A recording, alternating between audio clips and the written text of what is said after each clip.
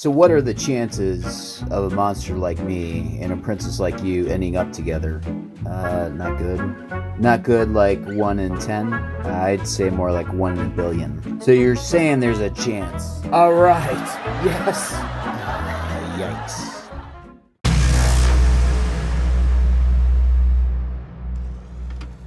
Welcome everyone to Incomplete Video Toys and Vintage Games. What is the name of this channel? Do you shop the bargain bins when you go to vintage toy shows or toy stores? Do you offer a seller online the lowest price possible to where the shipping cost is actually more than the item is worth? Can you only spend $25 a month on vintage toys and video games because you're on a budget? If you answered yes to any of these questions, then this channel is for you. We'll review toys, tell stories, make up stories, go to toy and video game shows, search through bins, repair things that should be thrown away, review video games, but most of all, hopefully, we'll all just have a good laugh.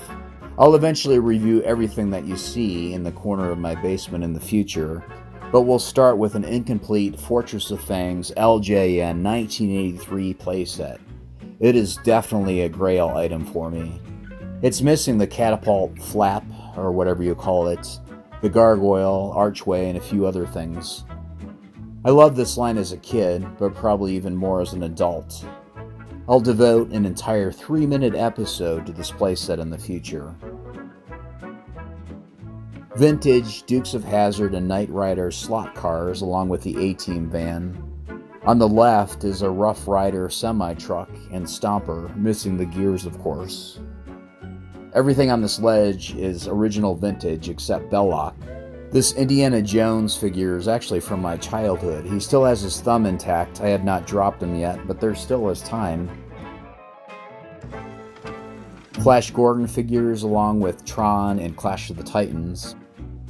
House of the Dead is probably my favorite game of all time. Subpar graphics on the Sega Saturn, but definitely an amazing, fun, light gun game. Tomy, Zoids, missing a few parts. Remco Monsters, which I never had as a kid. Probably my first video game ever that I bought with my allowance was Atari Pac-Man, which I really liked as a kid. And finally, my favorite Star Wars figures of all time, the Creature Cantina aliens. The Vinyl Cape Jawa and Blue Snag are Stan Solo figures, which I really like. Please subscribe and hit the like button.